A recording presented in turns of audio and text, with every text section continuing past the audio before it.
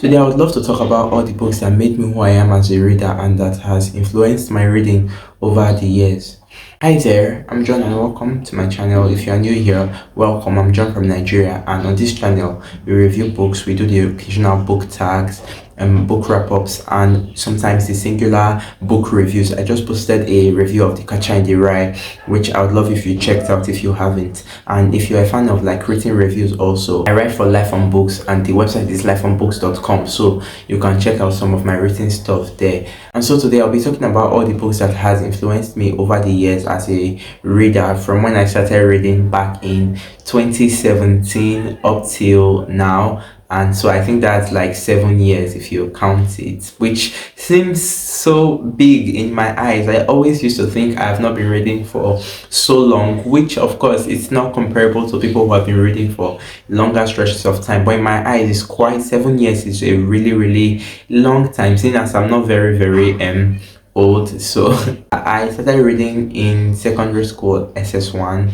That's our school system here. And I think about 13 or 14 when I when I decided to go for my first book, and it was one of those Harley Quinn romances. I've talked about it a lot on this channel, so you will know if you have been following me for a long time. And so I really was looking back on like my reading, especially seeing friends of mine like doing this video as well, like books that influenced their reading. One of them, which is Alana Estelle, who recently did this video, and I was like, oh, I would like to look back on my reading, and having been reading for 7 years and not reading like a large amount of books. I've only read, let's say, about 150 books in my entire reading journey.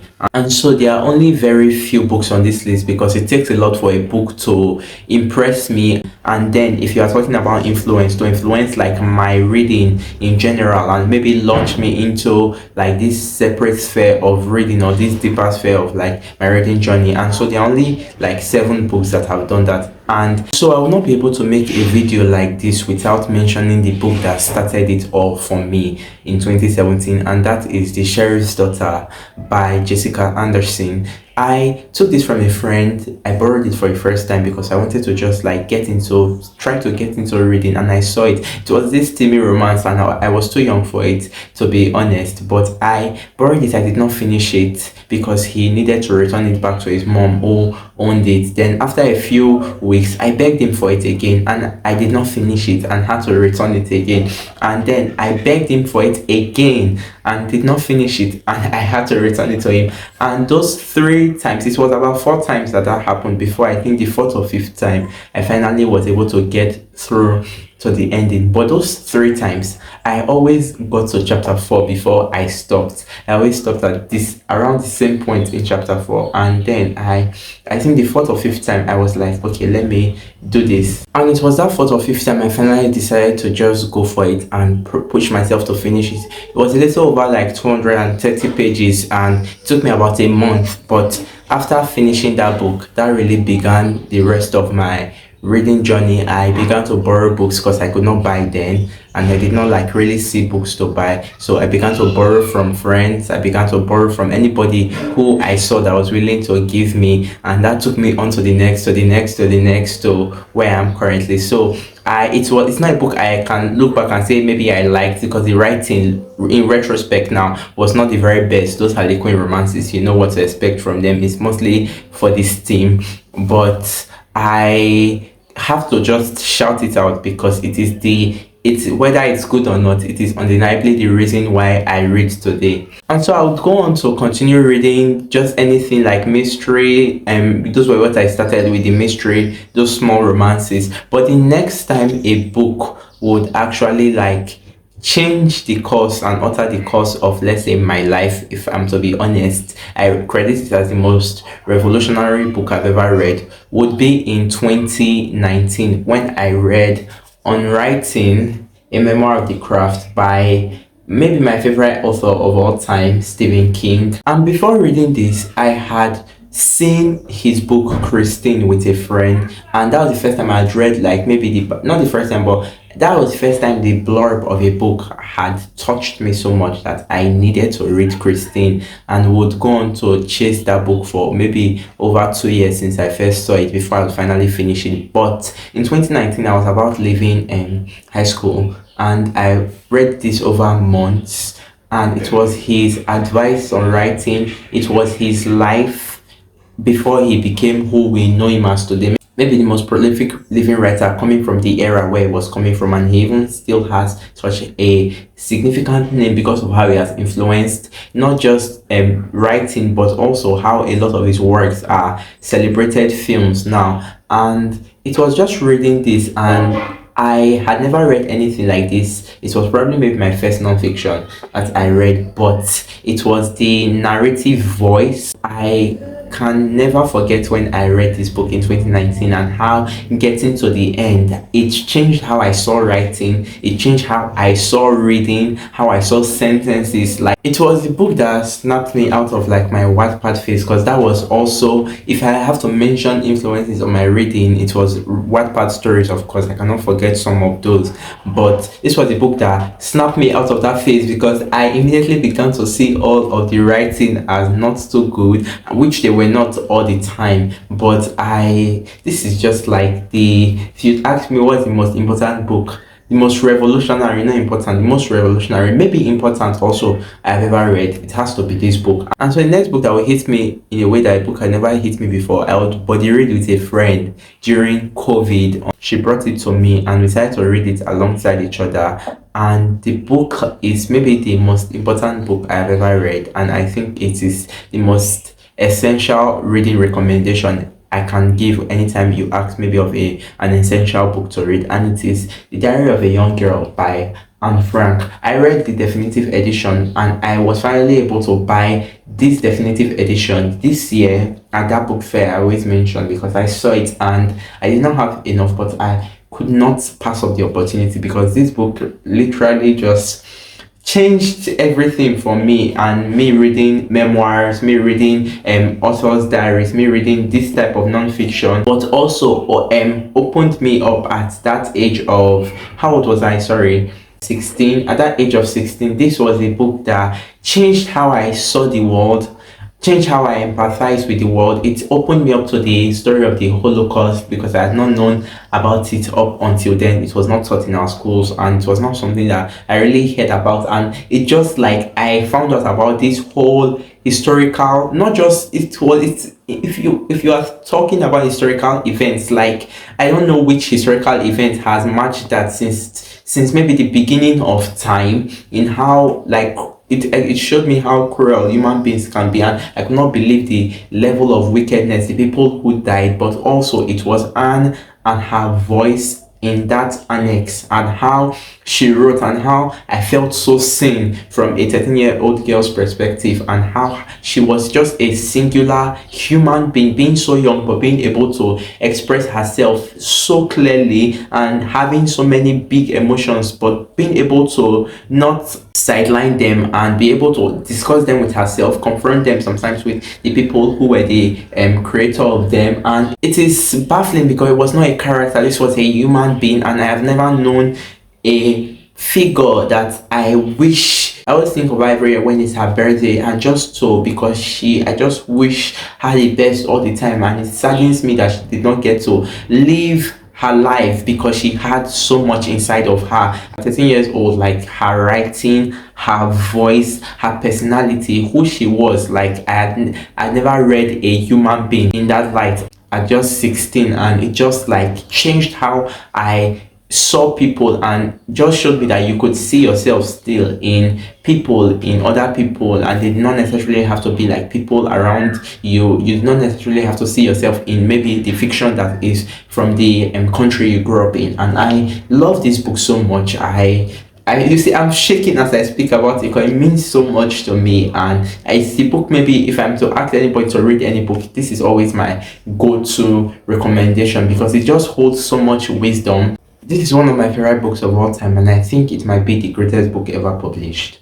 The next book I have not talked about on the channel too much, but I have mentioned how it might be my favorite book of all time. It is usually in back and forth now between this and another book, but I got it as a gift from a friend in the UK and picked it up because I had heard of its reputation, its tale of friendship, but how much it made you cry, and I wanted to see what was making people cry, and it definitely made me cry, but it completely opened me up to a whole new world of how stories could be told, of the world of literary fiction, quote unquote, and that these human stories and stories written like this about human experiences were out there. And it was A Little Life by Hanya Yankahara. I can never forget reading this book. I read it in 15 days in April, from April 15th to April 30th. I cannot just forget Jude, his story, but also the great friendship exuded here, and how a person can love you so much, and how you can also love a person so much that it's essentially they can save your life. And there's a tragedy at the middle of it. It's many tragedies at the center of it, but there's an aspect to this where we see that Jude's life is saved by that very great friendship, and that is his greatest love, and that is the or one of the other characters, William here. And I think the things calling this trauma porn, I've said it before, they are idiotic because people have these stories, but this was the book I read first that really launched me into searching for. When I found out that this was classified as lit fic, I started searching for more of this kind of stories, and it really just began another segment of my reading journey, and it's maybe probably what launched me into finding other books like this and those, and I really just like, oh, what a book! What a book! And the next book on the list is a book that I said it in a short, but I think this is one of like the most culturally significant books of the past few years, especially of this decade so far, because of the kind of like books it has launched since then. And it's not the original one of its kind, because there's a book that is also referenced to be the birth of this kind of books.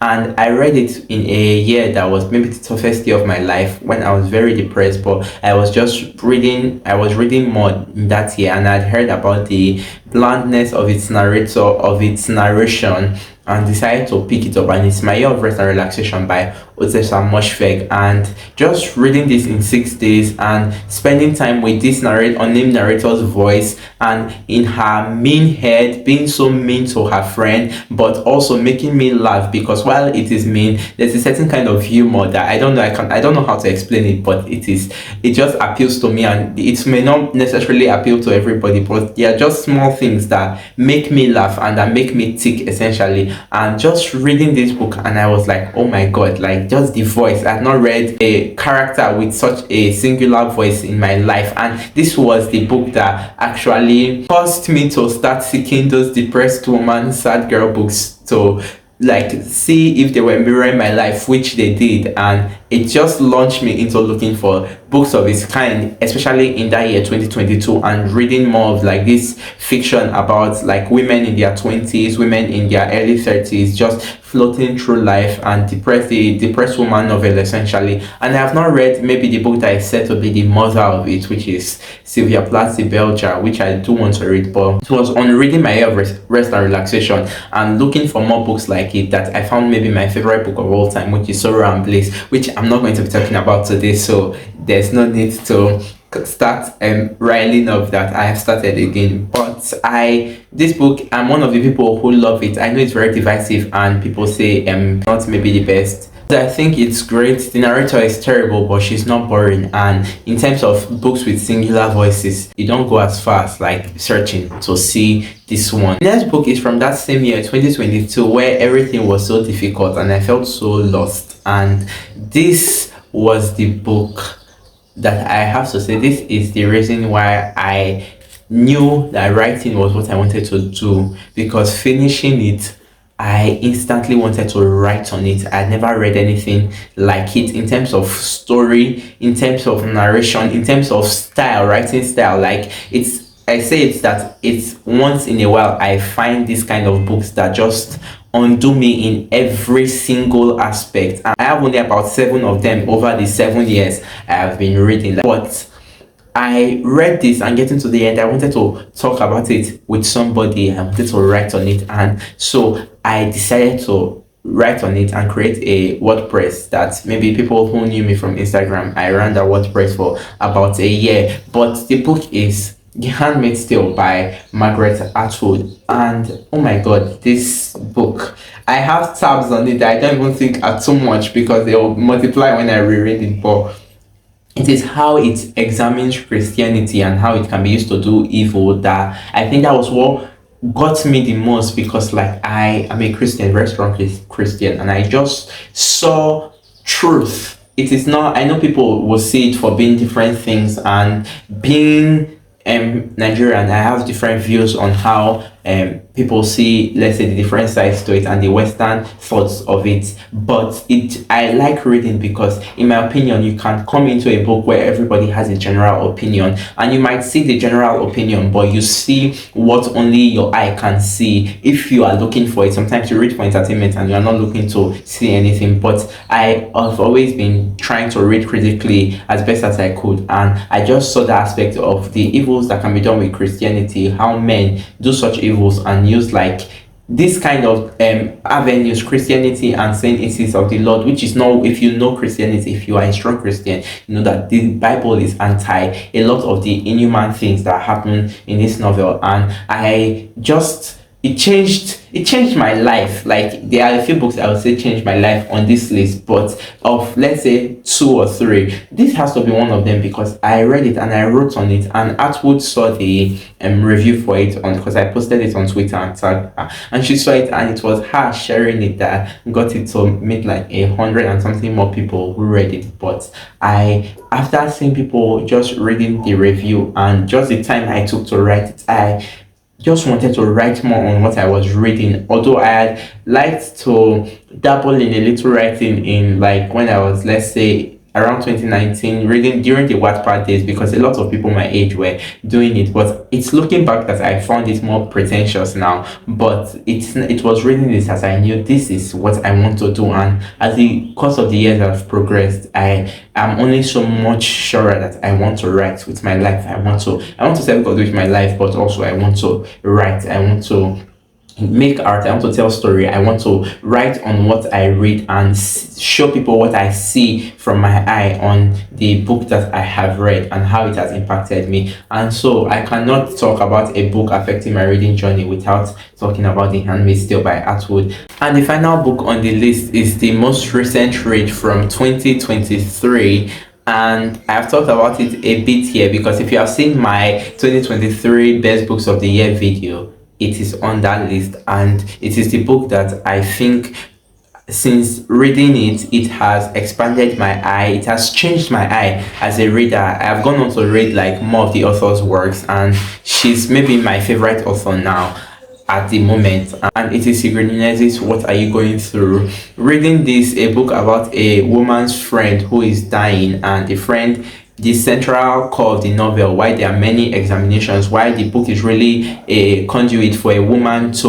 like show us how life is for different people. But the central narrative is her friend who is dying from cancer asks her to help her through her last days, because the friend intends to take herself out since she's tired of like chemo has failed, and she does not think she can hold on much longer with treatment, but also debilitate into like so much pain. So she intends to use a certain drug, I cannot remember what it is, but, and she enlists the help of our narrator. And so that is the core of the novel, but there's so much humanity in it that it has changed the way I empathize with people, with the world. And I just love Sigrid Nunez so much. I think she's a must read. If you will read one author in your life, please read Nunez. I just think she is like the pinnacle of how I want to write. She has changed how I write also. Yes, I love this book so much. And yeah. And so those were the 7 books that have influenced me greatly as a reader over my 7 years